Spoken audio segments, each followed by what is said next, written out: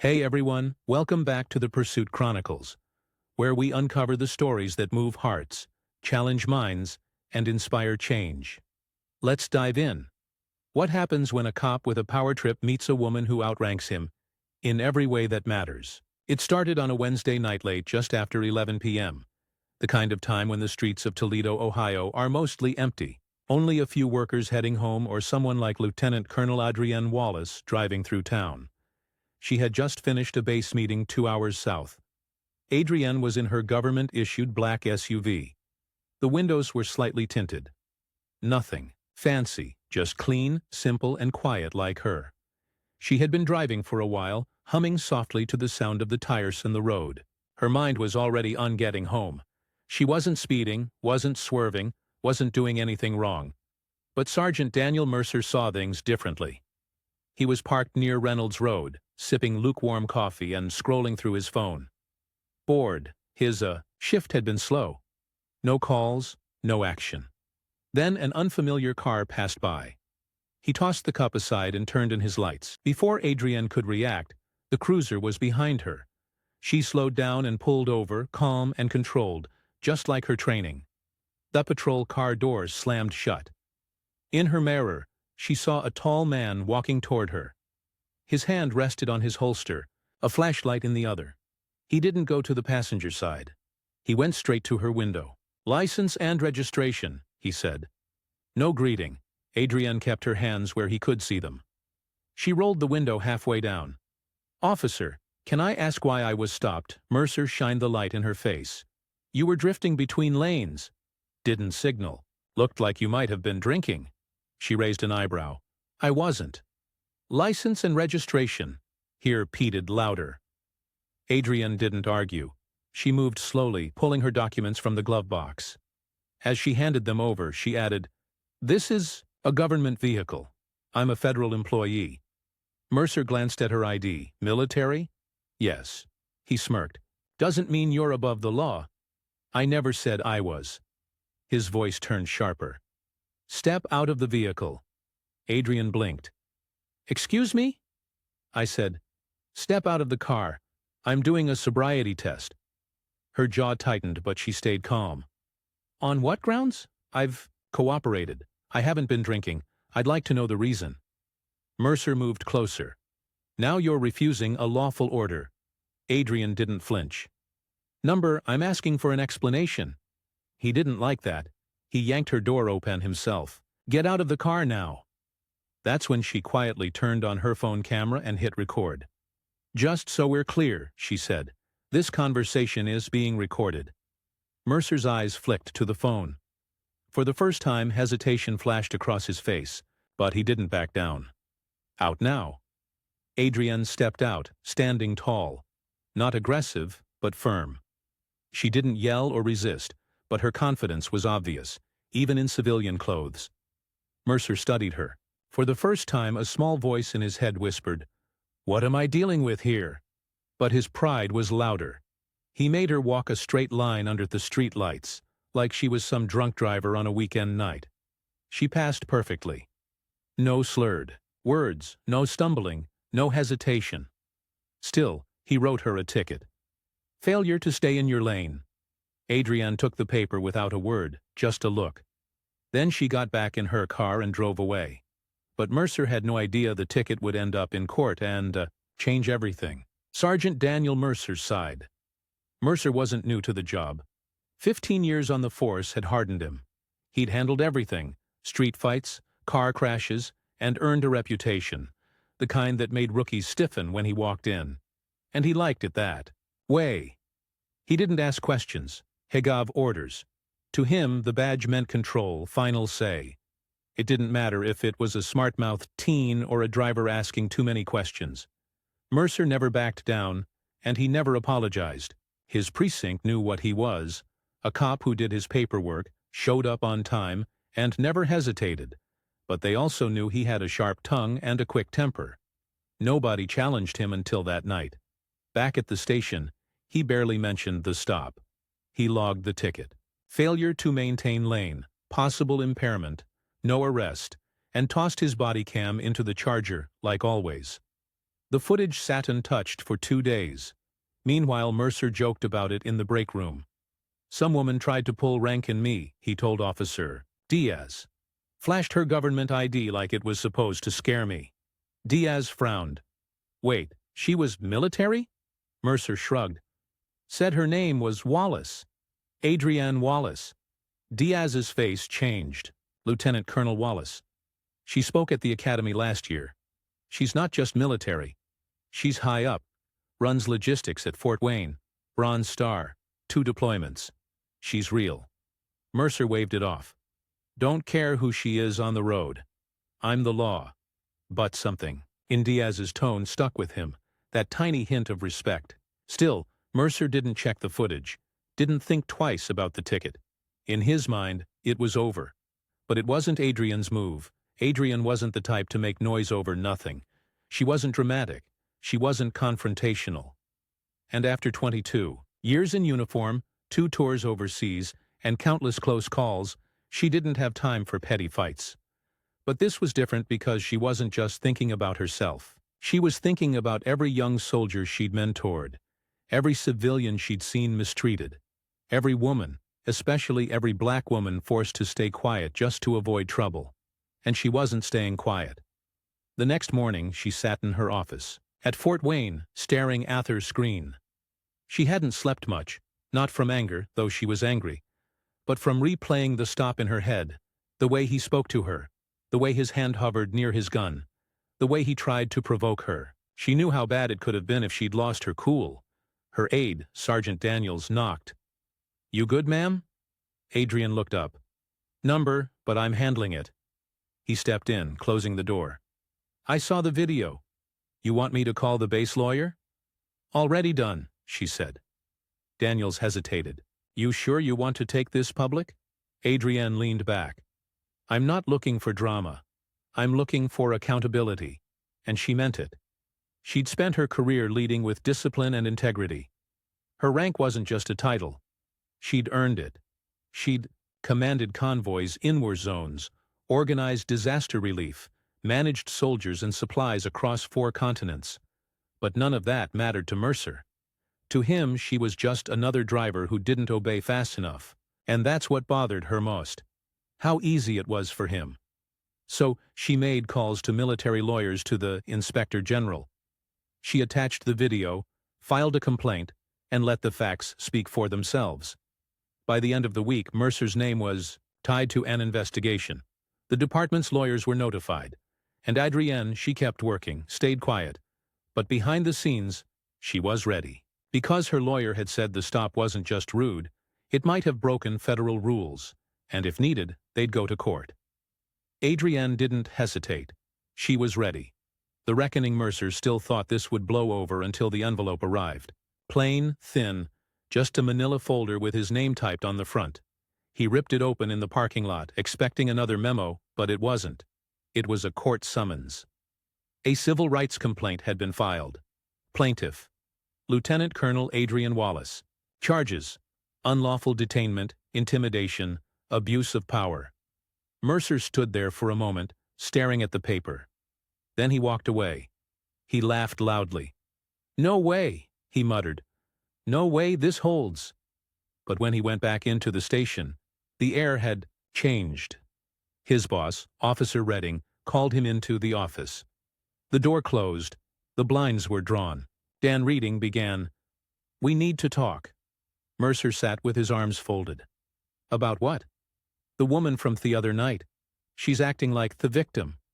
Reading wasn't smiling. She's not pretending.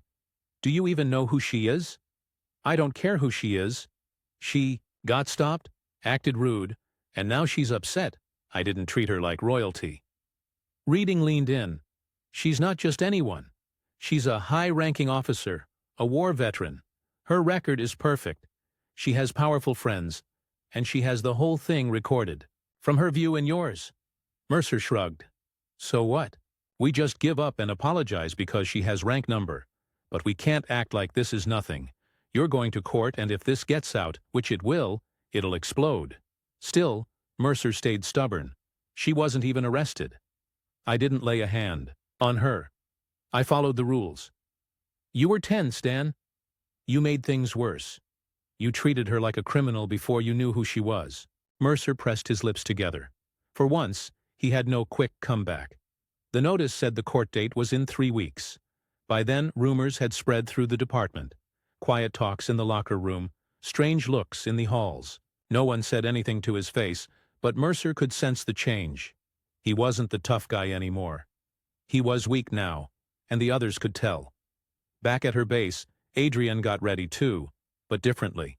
She didn't shout to the news or beg for sympathy. She met with her lawyers in private. They watched the footage again and again. She wrote down every detail of what happened. She was calm, collected, but determined.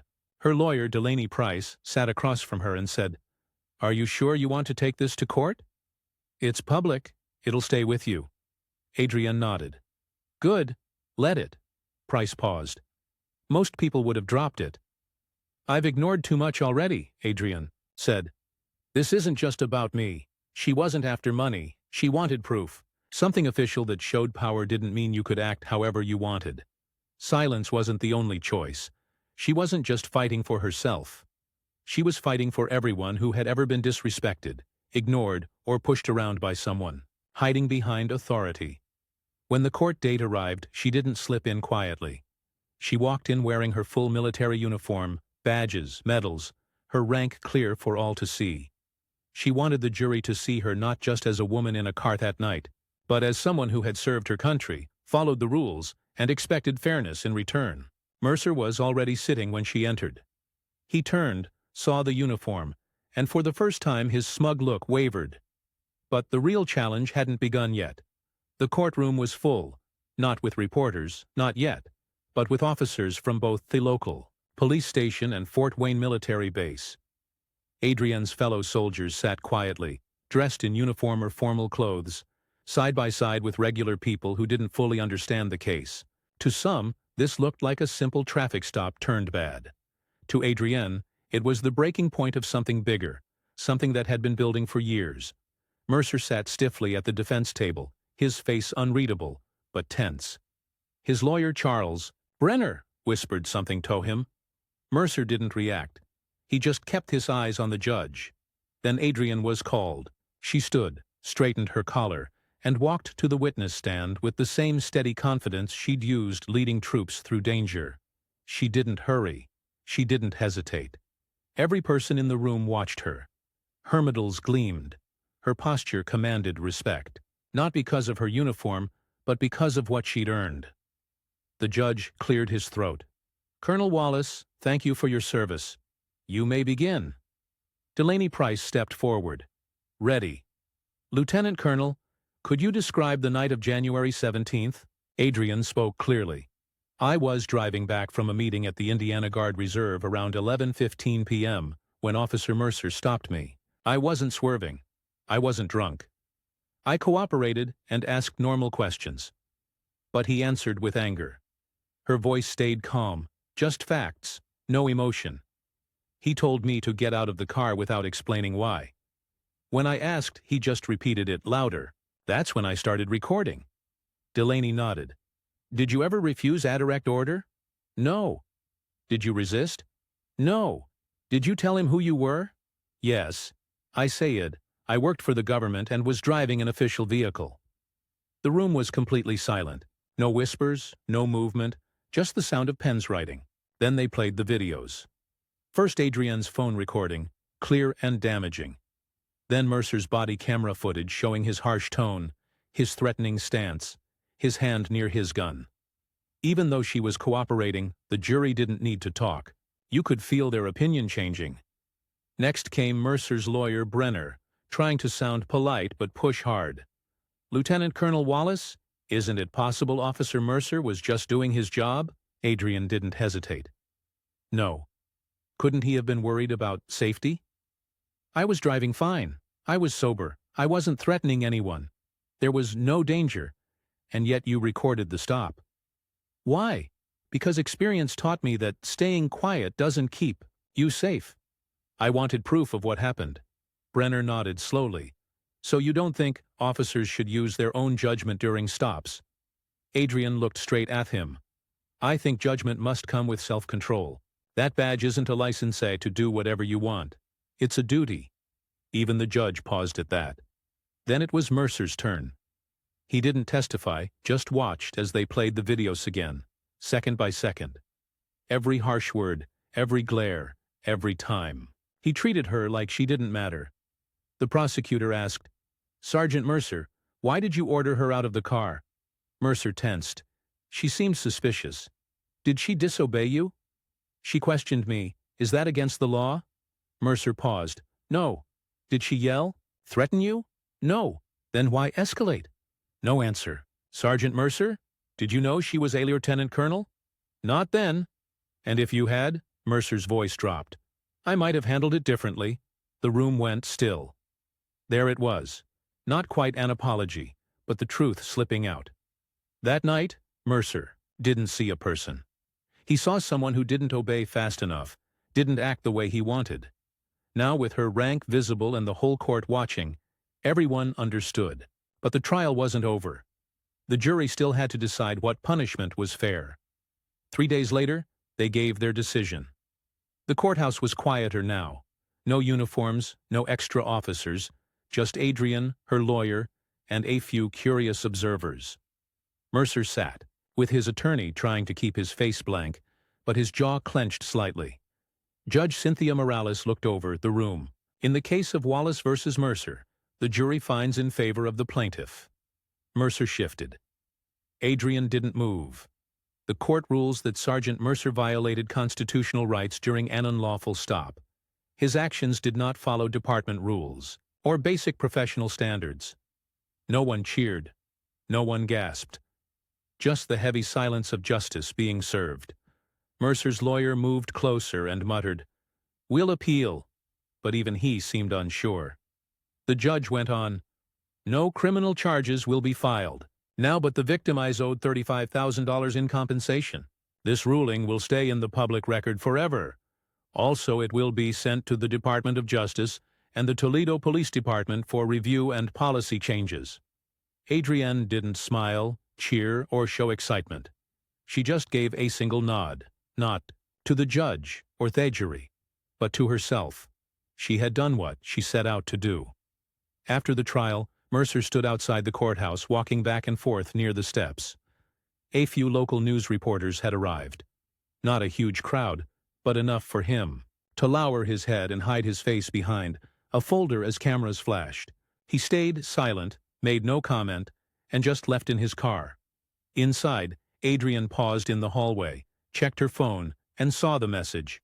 "You won. Case closed." Her lawyer caught up to her. "You could have demanded more money." Adrian shook her head. It wasn't about the cash. Delaney studied her. "Do you think this will make a difference?" Adrian looked at the glass doors and replied, "I'm not sure, but maybe next time he stops someone, he'll hesitate." A week later, Mercer was suspended while the police reviewed the case. Some whispered he might be moved to a different job. Others said his career was over. Either way, the protection he once had was broken, and everyone could see it. At Fort Wayne, Adrian went back to her job as if nothing had happened. She didn't want Toby seen as a hero or give interviews. She had tasks to finish, people to train, missions to run, and duties to fulfill. But within her team, the lesson was clear. You don't always have to shout to earn respect. You don't always have to fall apart to prove you were hurt. Sometimes staying calm says more than anger ever could. Even with the court's decision in her favor, Adriana knew the battle wasn't over. Because holding someone responsible isn't just about punishment. It's about what happens after. 2 months later, Adrian stood before a room of new recruits at Fort Wayne. Most had only worn the uniform for a few weeks. Young, eager, ready to serve. She wasn't there to discuss battle plans or supplies. This time she spoke about leadership, what it means when no one is watching.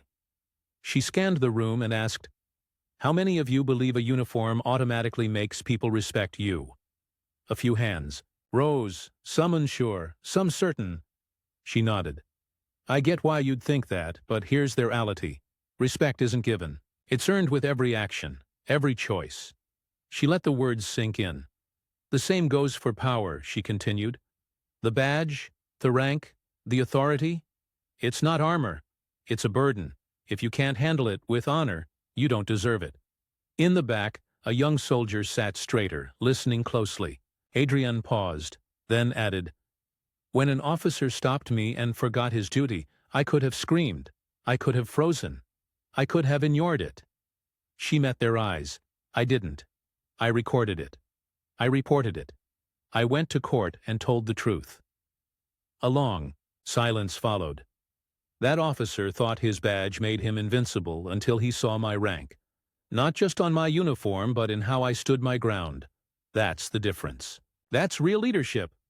The room stayed silent, not from boredom, but from understanding.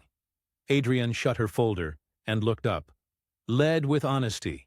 Serve with honor. And remember, you don't just wear the uniform.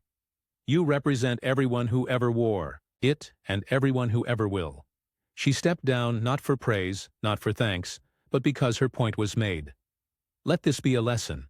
Power without responsibility is just a disguise for fear. Speak up, hold firm. When you see injustice, don't look away. Because silence helps the wrongdoers, but courage defends everyone. Thanks for watching.